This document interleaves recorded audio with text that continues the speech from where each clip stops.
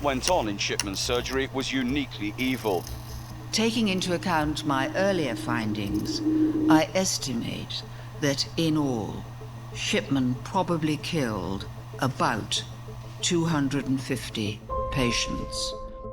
Typically, Dr. Shipman would murder his patients with a fatal overdose of diamorphine, and then head back to his office on Market Street, where he would falsify medical records to make it appear that the victim had been suffering from a number of medical problems for a long time.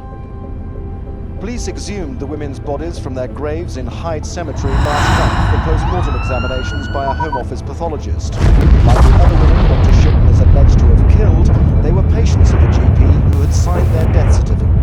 How could somebody change from wanting to help and heal to committing one of the most heinous crimes in British criminal history?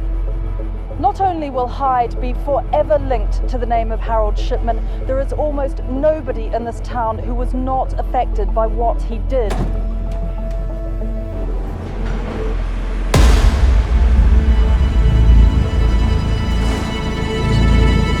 The fact is that in Hyde, you don't have to look far to find someone touched by Shipman's evil.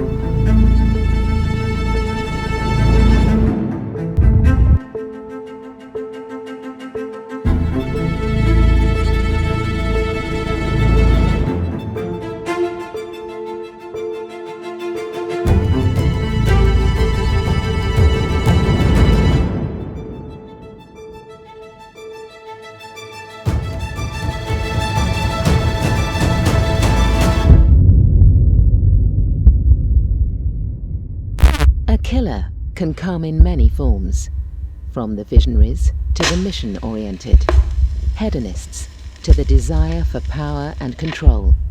A trait is often shared between these abhorrent individuals, a trait which strikes fear into our hearts. Their innate ability to blend amongst humanity. From a single glance, you may think nothing of them. You might even trust them, until it is far too late. The key relationship any child has, particularly in early childhood, is between the child and his primary caregivers, usually its parents. It could be grandparents, of course. I think that the impact of a dysfunctional relationship between a parent and a child is hugely significant. Very few doctors have left their mark on British medical practices like Harold Frederick Shipman. His blood-stained legacy remains of incalculable importance upon the regulation of healthcare, warranting his nickname, Dr. Death. Shipman's relationship with his mother Vera was incredibly strong. He was known to his family as Fred and was often considered the favourite out of his siblings, older sister Pauline and younger brother Clive. His mother was a domineering woman, instilling an air of bravado into Harold from a young age. Considering himself as a superior to his peers, Shipman would be known to not have many friends.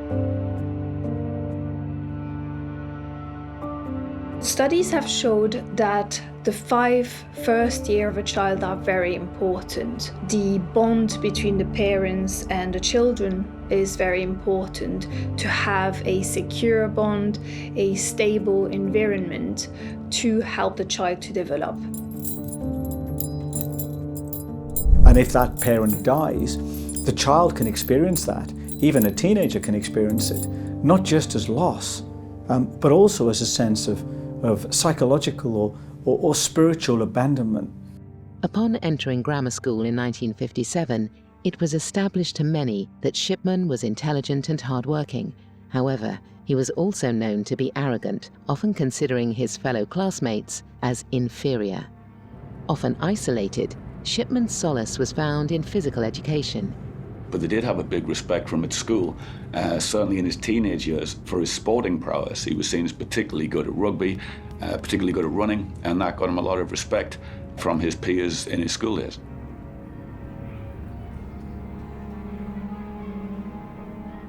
He seems to be doing well at school, because if he did the 11+ and then got accepted on the grammar school, that is a sign of his intelligence.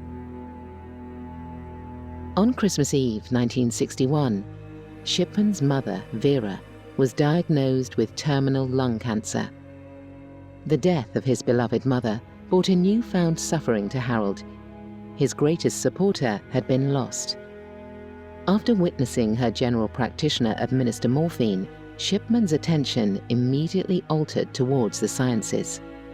Shipman's goals were set on entering medical school, unknown to all that the method in which his own mother passed would become Shipman's modus operandi.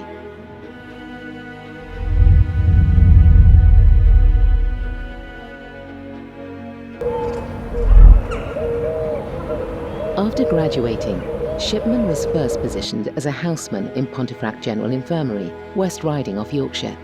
He would persist in building his repertoire, acquiring diplomas in child health and gynecology. He remained positioned in the infirmary from August 1970 to March 1974. It was in 1974 when Shipman was first appointed as a general practitioner. A lot of Dr. Shipman's patients thought the world of him because, unlike other doctors, he would appear to go out of his way to collect prescriptions for them, to do home visits, which other doctors wouldn't be prepared to do. And yes, he was regarded very highly by a lot of people that were under his care. Like the other women Dr. Shipman is alleged to have killed, they were patients of the GP who had signed their death certificates. With Shipman's patients, it was totally normal for them to have such a respect for the doctor. They were older ladies, and he was seen as an old school kind of doctor, old fashioned. He would go and do house visits and go out of his way to help them in the way that other doctors wouldn't. He transferred to Abraham Ormerod Medical Centre in Todmorden, and with his newfound freedom came an immediate fascination with drugs. One of the interesting things about Shipman was that he, of course, was a drug addict, and he was addicted to an opioid called pethidine. He went to great lengths to manipulate the system for him to get access to the drug. He also manipulated some of his patients, and this is one of the things that led to his downfall, to leave him money in their wills. So yes, he was extraordinarily manipulative, and you would expect nothing else from a psychopath. It is one of their key defining characteristics. So you will find that there is only a small percentage of people who are consuming drugs who become addicted to these drugs. American studies have actually shown that the rate of substance abuse within medical professionals is actually higher than that of those from just the general population. So it's around 10 to 15% of the population that will develop a drug addiction. And there are different theories in terms of trying to explain this drug addiction. And that can be something that came out of habit, that can be something related more to the sort of dependent personality and traits that they might have. But that can also be linked to self-soothing and feeling that this is something that is like self-medication and helping them.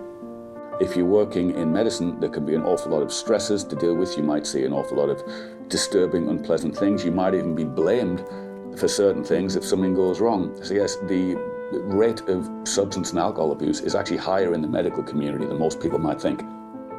When Shipman was discovered to have been using and abusing pethidine, he was fired from his position at the group practice. He was ultimately fined £600 in court after pleading guilty to a number of offences. He asked for 74 more offences to be taken into account. He was given a £600 fine. He was then made to attend a rehabilitation programme for those struggling with drug problems. And then after that, he was essentially sent on his way. He wasn't struck off by the General Medical Council. And after a couple of years, with that finished, he was able to apply for more jobs in the medical field. After rehabilitation, Shipman attended Donnybrook Medical Centre. It was here where Shipman regained the trust and admiration of people from around the world.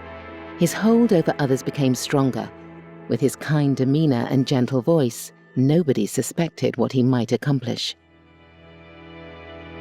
We can talk about Shipman's isolation, his being driven into himself, his weak social skills, yet as a clinician, as a physician, he was remarkably well liked. He was adored by his patients and trusted by his patients.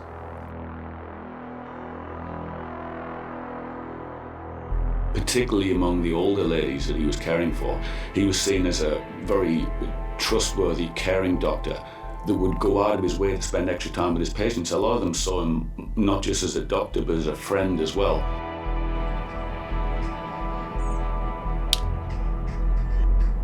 Police exhumed the women's bodies from their graves in Hyde Cemetery last month for post-mortem examinations by a Home Office pathologist. Like the other women Dr. Shipman is alleged to have killed, they were patients of the GP who had signed their death certificates.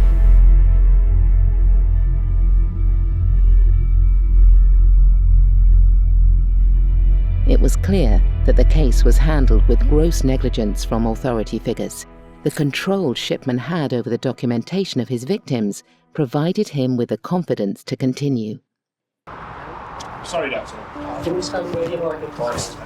Sorry, there you go. It's possible for you to, whoops. So, rather than standing there, would it be possible for you to sort of come against me out of your car and then go back in? I'd be wise to stand and let you take a photograph and then go right. Okay, I'm sure you've had enough time to take a decent photograph. Is it possible for you just to say anything at all? Back into surgery to do my surgery. But you have said you have nothing to hide, sir.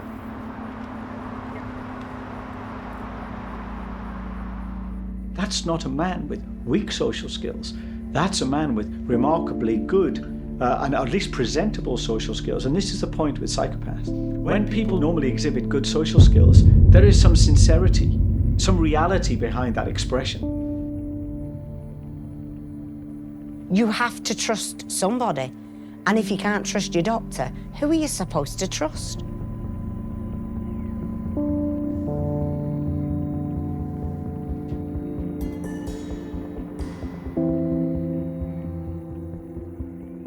Going back to the computer medical records, which we will show you, the entry for Mrs. Grundy's visit on the 9th of June, can you tell me why there is no reference there to take any blood product?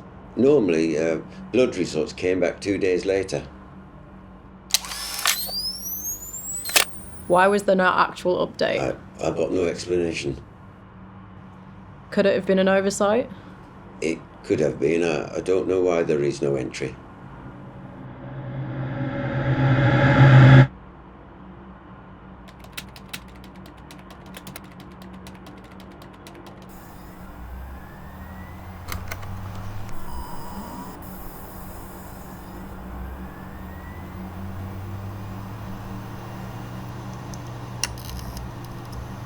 All psychopaths are manipulative. It is one of the key defining traits of a psychopath. He was a doctor, he had a good reputation, and he was also said to be quite arrogant in some of his interactions. They will use people as a means to an end, not as an end in themselves. They're incapable of the normal empathetic behaviour that really binds us together. Ava Lyons in 1975 was a lady under Dr. Shipman's care, and she'd been suffering from terminal cancer. She's considered by most people to be Dr. Shipman's first victim. Then if we look at the mercy killing, so that is killing victims for helping them, it seems that he probably felt that he was helping some of the victims who were terminally ill and felt that he was helping them by killing them. She'd spent a period of time in the hospital. Then, having been discharged from the hospital, she was back at home the night before her 71st birthday when Dr. Shipman paid unannounced to her house to check on her and see how she was. He then went up to her bedside, injected her with a fatal overdose of diamorphine, and then with her husband standing right there, asked him if he would make him a coffee. He then stood downstairs drinking coffee for 5 or 10 minutes. Shipman said he just wanted to check on her to make sure she was okay before he went. He then went back up to the room, and of course she died. He then said, "Oh, Mr. Lyons, I'm so sorry, she's passed away." The way they were and where they were found, or where we saw them when we got there, and the way that people have found other people that's come out in the trial, they were in the same position. My mother was laid down on the settee, my father was just sat in the chair. And I think that trust they had in him allowed him to do what he was doing. He could abuse that trust. From the findings set out in this final report, it appears that Shipman began to kill patients very shortly after leaving medical school. possibly within a year, but certainly within 2 years. When you are trying to explain and trying to think back about what are the life events that could explain something that you have done, you will probably come up with different things.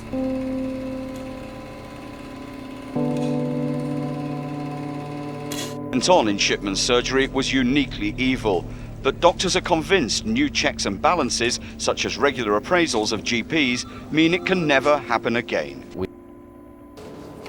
That's a sort of... Yeah. Right, okay. Ready when you are.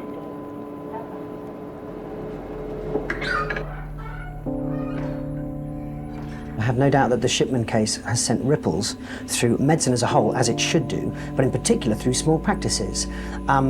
I think many of the mistakes that were made, as it would appear, through Shipman's life and career, were made because he was an isolated, single-handed practitioner. Hi, sorry to keep you. Yes.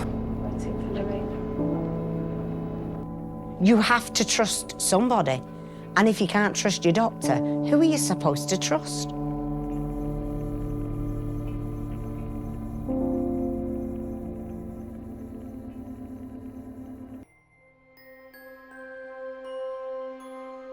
You said that on the 23rd, when she came to see you in the surgery, you were concerned that she felt unwell. Do you recall saying that? I think the thing was she was frail and elderly. Is that from a visual observation? Yeah, she didn't look as well as she normally did. Were there any other symptoms? Nothing more than just a visual observation.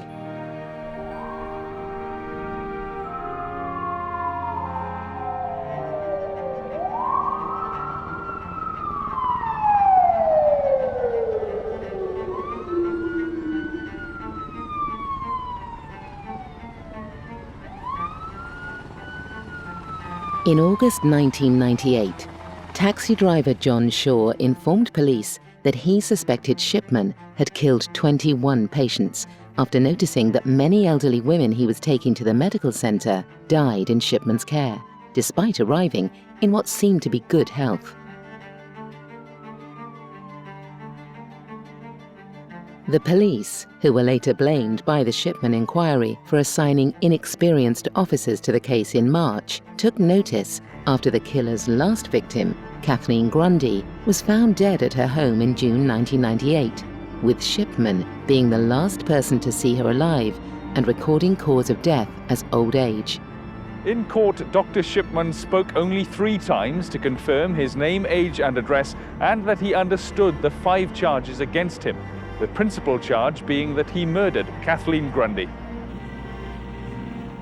Police exhumed the women's bodies from their graves in Hyde Cemetery last month for post-mortem examinations by a Home Office pathologist. Like the other women Dr. Shipman is alleged to have killed, they were patients of the GP who had signed their death certificates. Mrs. Grundy's daughter became suspicious when she discovered her mother's £386,000 estate had been left to Dr. Shipman. But the GP said he had no idea the new will would leave the house to him. When he'd been asked to sign a piece of paper, he didn't know what it contained. Taking into account my earlier findings, I estimate that in all, Shipman probably killed about 250 patients, of whom I have been able positively to identify 218. Lunch club in Hyde, they met and thought of absent friends, 2 of Shipman's victims. It was people like these that Shipman chose to end their lives. And with a few moments of silence, they remember their 2 friends today and all the others, those they know about and those to come. Colin Baker, ITN, in Hyde. And there is no end, really, to the extent to which this manipulative behaviour can continue. And of course, Harold Shipman was extraordinarily manipulative. He seems to have been in the room when a patient died on a number of occasions. Yes, that's right. Close to them, perhaps touching them, perhaps holding their hands as they breathe their last. He may well have been. I mean, that is obviously one theory.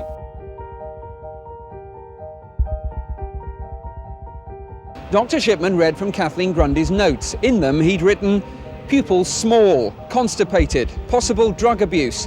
Asked why those notes weren't on his surgery computer, he replied, "I wanted to keep them confidential. I thought she was abusing codeine, pethidine or morphine." Asked if he'd administered morphine to Mrs. Grundy, he replied, "I did not." Those who experience childhood trauma, medical professionals tell us, as adults are more likely to suffer from certain problems like stress and anxiety problems, depression problems, eating disorders, or, as would appear to be in the case with Dr. Shipman, drug and alcohol use. Asked if he'd murdered her, he replied, "No, I didn't." He also denied forging her will, which named him sole beneficiary of nearly £400,000. It is one of the key defining traits of a psychopath. They are extraordinarily cunning, devious. They use multiple aliases very often. They exhibit behaviour that we feel we can understand, but they are dead behind the eyes. Kathleen Grundy's daughter, Angela Woodruff, sat taking notes as the GP explained that his fingerprint was on the will because he passed it to Mrs. Grundy in his surgery after 2 other patients signed the document as witnesses. There is no mention in that entry which you claim to be that date about taking a blood sample from her. I can see what you were pointing at, HBESR. It does not actually say you took a blood sample from her. It's not the custom of most general practitioners to write, "I have taken a blood sample which consists of this, this and this." Most general practitioners just write down what the blood test is they are doing. Can I suggest to you that the entry dated the 24th is actually referring to the visit by Mrs. Grundy on the 23rd? The sole purpose, from what you tell us, of the visit on the 24th was simply to take a blood sample. It was not to check her pulse, or her chest, or her abdomen, and other things. Was that the case? No. Where do you keep dangerous drugs in your practice? I do not have any DDAs on the premises in my car. I don't have a dangerous drugs book. That being the case, and you don't keep dangerous drugs on the premises, where do you access dangerous drugs to treat terminally ill patients? I would issue a prescription to relatives, or in an emergency situation I would issue the prescription, pick it up from the chemist and deliver it directly to the house. And that's the only time I would touch them. The giving of drugs would be down to the district nurse, the Macmillan nurse, or whoever it was. Now, at the bottom of perhaps on the morning of the 24th of June, it actually relates to the visit made by Mrs. Grundy to your surgery on the 23rd. You claim that entry refers to the morning home visit on the 24th. There is no mention of a home visit. You claimed it was an error. It's an error.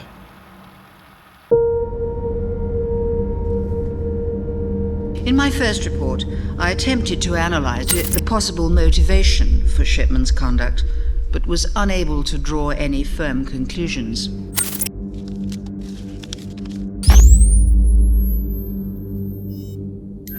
In this report, I have not made any further attempt to analyse his motivation. However, I have noted that there is some evidence from which it would be reasonable to infer that Shipman was very interested in drugs and was willing to test their effects regardless of any risk to which the patient might be exposed. What drugs would you routinely carry with you day to day? Antibiotic samples, sleeping tablets, some Valium, centimetrim, diuretics, plus others.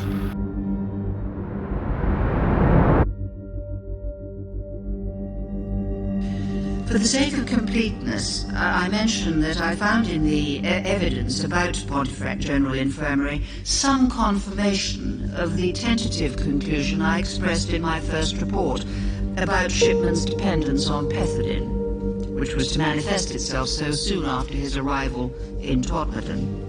I earlier expressed the view that he had probably begun to use pethidine while at Pontefract General Infirmary.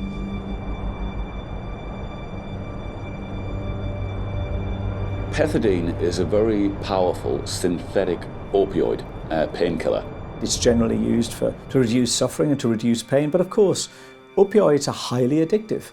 It's typically used in a medical setting for patients who are giving birth, But like other opioid drugs, if it's misused, it can be extremely dangerous and very addictive.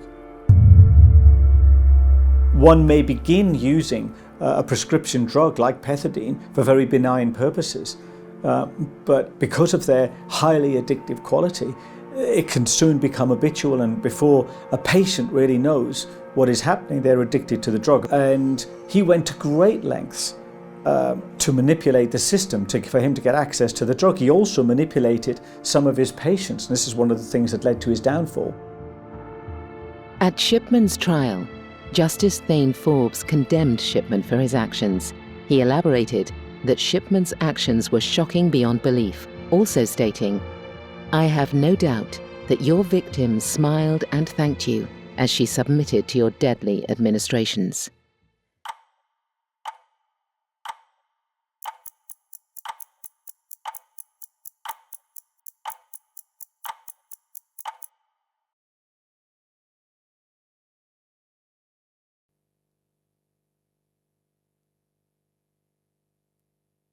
I think it's possible that he might have been dealing with mental health problems, possibly, perhaps, stemming from the disturbing scenes he'd witnessed as a child with his mother and her death. I think that's something we'll never know, but I think it does seem perfectly plausible that he himself was struggling with a lot of issues himself, particularly as his murders came to when he got to the end of his murderous spree, he was dealing with even more.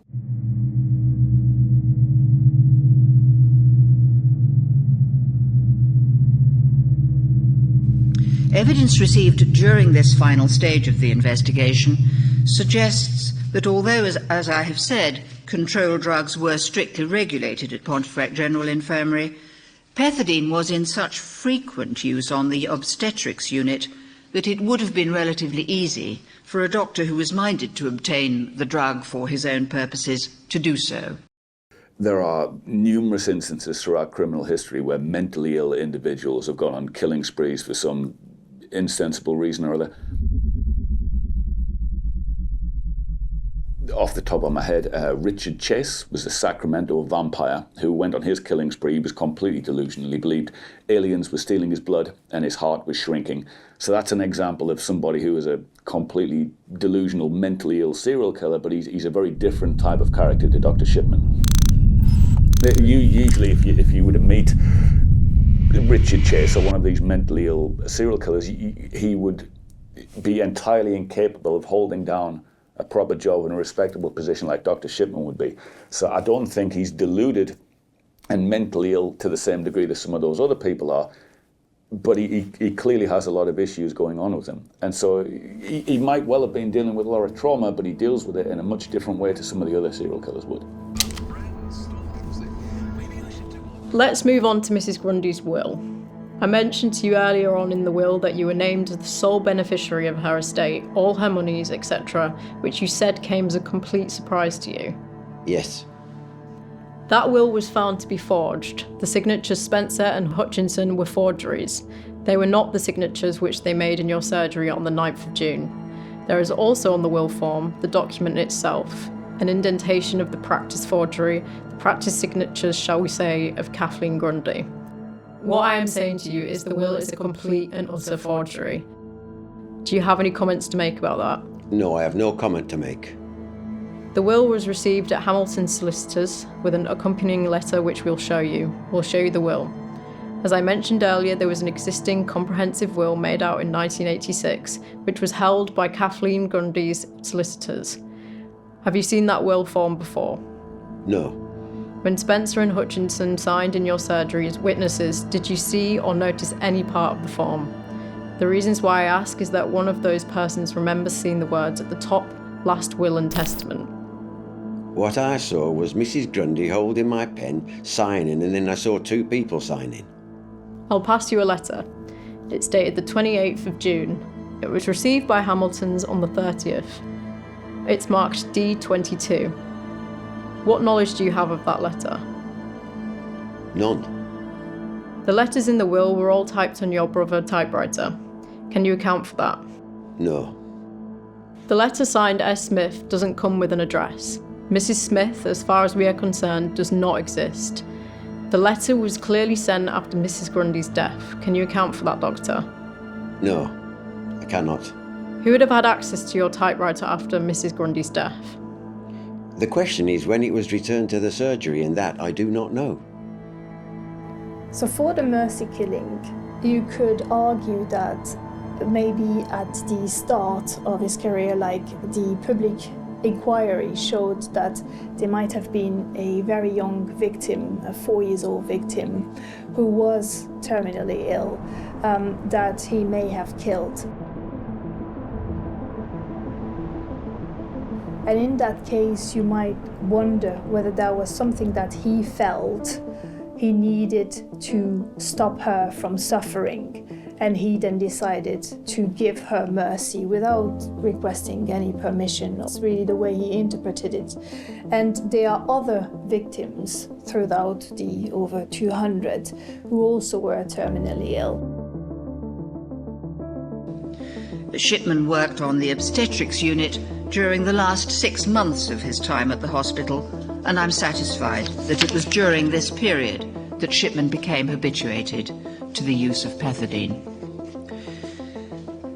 Because I understand that the press and public will wish to know, so far as I'm able to say, how many patients Shipman killed, I have decided to make public an estimate of the total number of patients for whose deaths I think Shipman was probably responsible.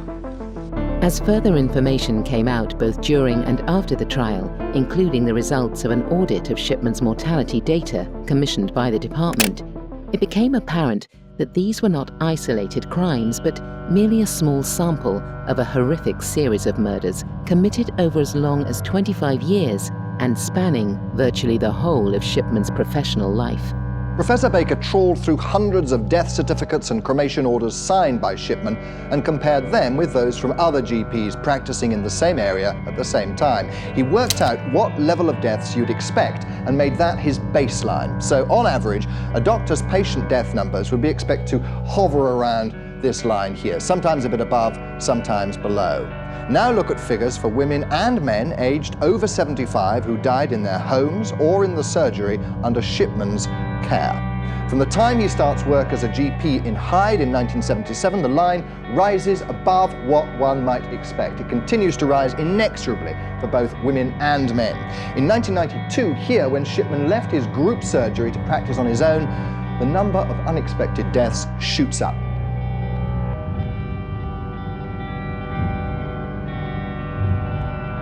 It's the same story for patients aged between 65 and 74.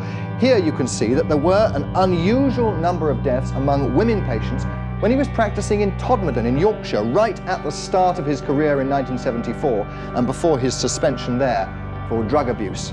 Now look at the recorded times of death. This line shows the times when other GPs' patients died. This is Harold Shipman's pattern. Here you can see a phenomenal number of his patients died between 1 and 5 p.m. Dr. Shipman liked to administer death in the afternoon.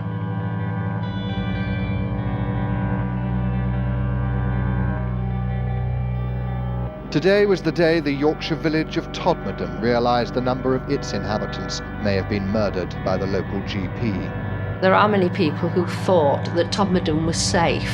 And, you know, all the media attention, the press attention, and indeed the focus of the previous previous inquiry was in Hyde. So I think a lot of people today are very surprised.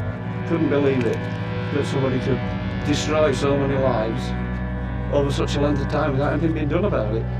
Hanging. I mean, all those murders.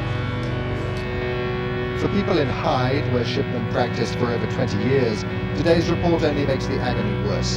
There must be scores, perhaps hundreds of people who will now be wondering whether their relative, rather than dying quickly and relatively peacefully as they were told, was actually murdered in cold blood by lethal injection.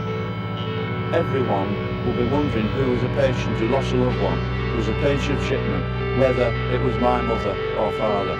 That's where the pain is for the people who we all feel sorry for, and our thoughts are with them today. I just hope that Shipman will come out and actually, admit to these horrific crimes. In his clinical audit of Shipman's practice in Todmorden and Hyde, Professor Baker concluded that the number of excess deaths certified by Shipman was 236. It seems to me that that is likely to be the most reliable estimate that can be made of the number of patients he killed during those periods. That would mean that about half of the deaths that I found to be suspicious were in fact unlawful killings. Estimating the number of deaths for which Shipman was probably responsible while in Pontefract is more difficult. Professor Baker has been unable to carry out a full review as he did for the later periods. The evidence on which I have had to rely is much less complete than the evidence relating to the later years. I have been able to identify only 3 deaths as unlawful killings. However, it seems highly likely that some of the deaths about which I am suspicious were in fact caused by Shipman. Doing the best I can, I estimate the number of deaths that Shipman caused in Pontefract at between 10 and 15. I stress that that is only an estimate and is not a calculation. Mrs. Grundy's daughter became suspicious when she discovered her mother's £386,000 estate had been left to Dr. Shipman. Allegedly obtaining cash and property worth £300,000. But the GP said he had no idea the new will would leave the house to him. When he'd been asked to sign a piece of paper, he didn't know what it contained. Shipman's victim profile typically is an older lady who lives by herself and is somebody who thinks very highly of him. And he's able to abuse that trust that they have in him in order to commit the murder. While some people have suggested that Shipman's murders might have been committed in some sort of euthanasia way, like he's putting these people out of their misery, the vast majority of his victims had nothing really wrong with them. They were in perfectly decent health, and the deaths came as a shock to the vast majority of people who knew them. He wasn't putting these ladies out of their misery and ending their suffering. He was just murdering them, and the impression it was giving in the newspapers that they were these frail old ladies at death's door simply wasn't accurate. And certainly after the murder of Kathleen Grundy, that certainly wasn't a euthanasia killing. He'd planned it in advance, he'd faked a will, and then murdered her for her money. His motivation, certainly in that instance, was greed. This is the first glimpse inside the surgery of the Doctor of Death. These pictures, released by the court after the verdict today, show ordinary but high-technology consulting rooms. Dr. Shipman was well versed in computers and used them to change medical records after he'd killed patients to falsely record diseases that explain their deaths. A team of police computer experts reconstructed his computer tracks and provided key evidence against him.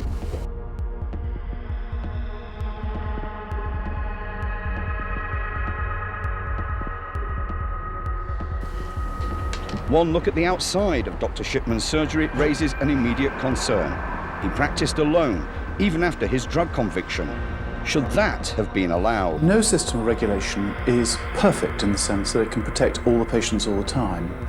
What we are doing at the moment is changing the system of professional regulation from one where, when things go wrong, the General Medical Council intervenes, to one where the profession is looking over every doctor's shoulder all the time.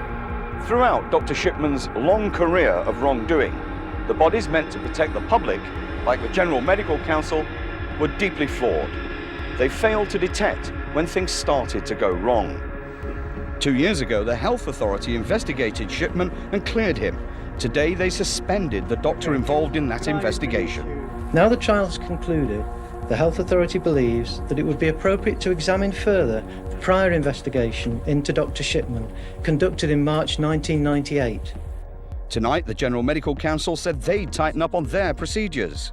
No system can provide 100% fail-safe in the face of a secretive and determined criminal.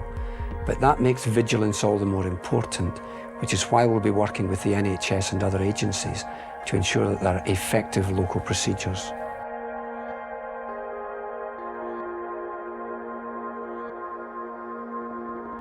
As Dr. Shipman left court tonight, there may have been some comfort in the knowledge that his 3-month trial is almost over. Andrew Watson, a fingerprint expert, said he'd found the doctor's print in a corner of the will. He didn't identify any prints belonging to 81-year-old Mrs. Grundy. The will arrived in the post at this firm of lawyers in Hyde. It was unexpected. It was delivered on the same day Mrs. Grundy died.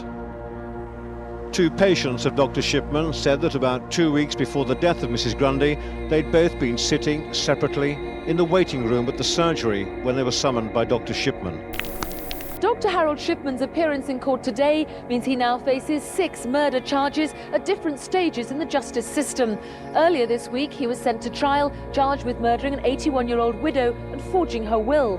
Next month, he will be committed to trial at a Crown Court, charged with murdering 3 other women. All those he's accused of killing were his female patients. Shipman stared straight ahead as the jury accounted for the verdict. It was noted that not a shred of remorse and guilt was shown on Shipman's face. His wife Primrose sat beside him, loyal throughout the 52-day trial. Shipman would remain in HMP Wakefield to serve a life sentence. The prison itself was made for maximum security, capable of housing the UK's most dangerous criminals. Shipman would be kept underground and out of sight, seemingly for the rest of his days. However, things would not go the way the public had hoped.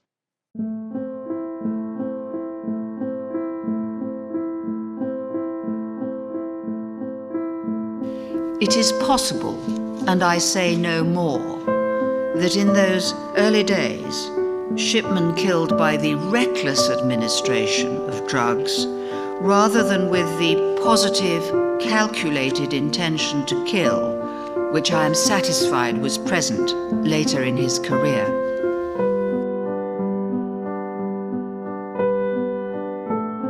The publication of the 6th report brings the inquiry's work to an end.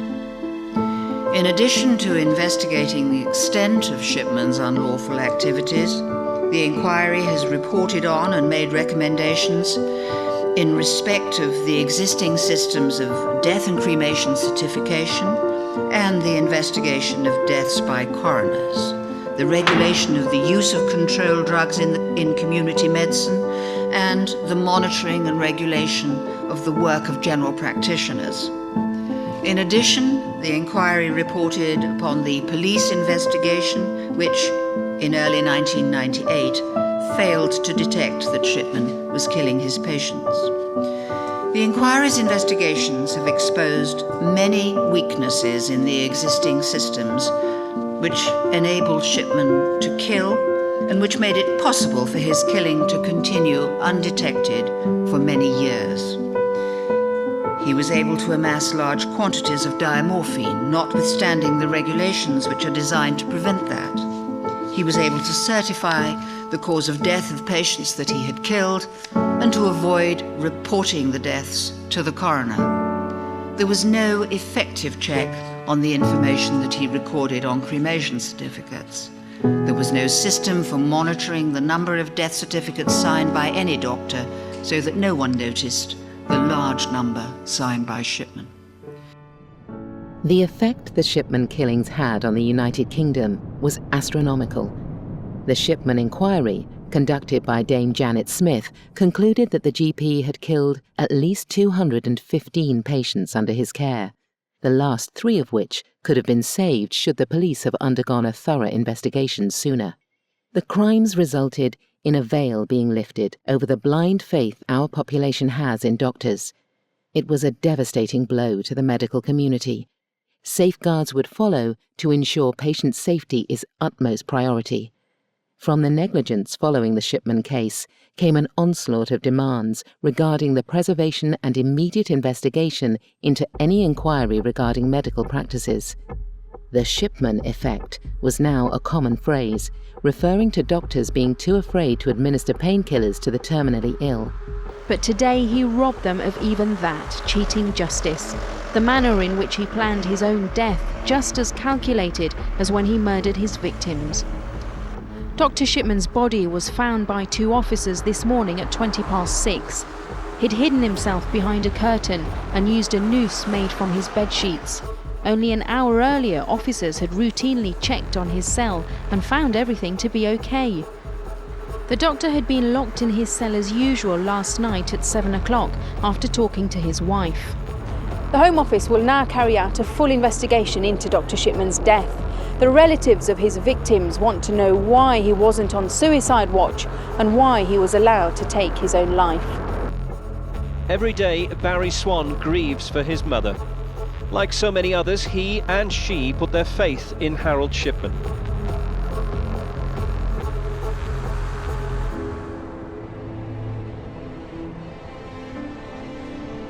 Not only will Hyde be forever linked to the name of Harold Shipman, there is almost nobody in this town who was not affected by what he did. And now, today, he has committed the final insult. By apparently killing himself, he has left unanswered that most crucial question: why? As I walked in, Shipman was in the living room where my mother was sat in an armchair, and it just looked as though my mother had gone to sleep. He's taken any hope of finding out why he did it, or explanation why he did it. We won't know.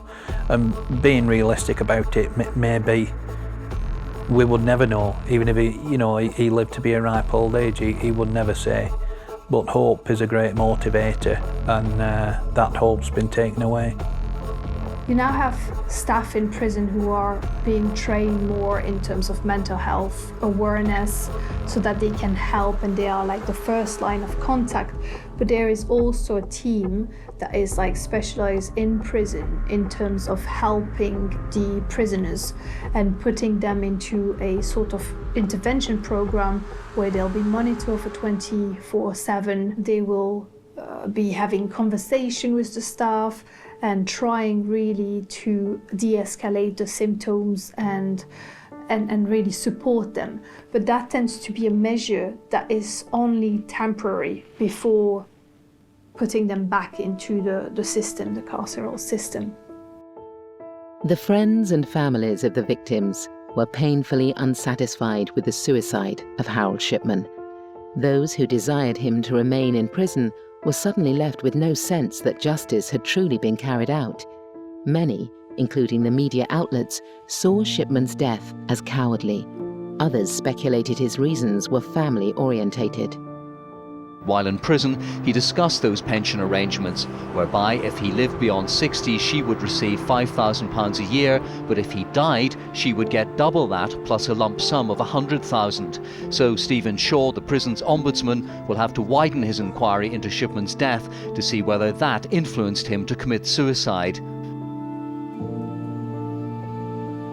Harold Shipman, like many serial killers, left a horrible scar on society. Through his methods, he highlighted the dangers of trust and the need for immediate responsiveness. To this day, the medical industry has been introduced with similar dangers, and it is up to the government to ensure these horrific incidents do not occur. Restrictions must be placed and awareness must be made to ensure no family loses their loved ones when their time has not yet come.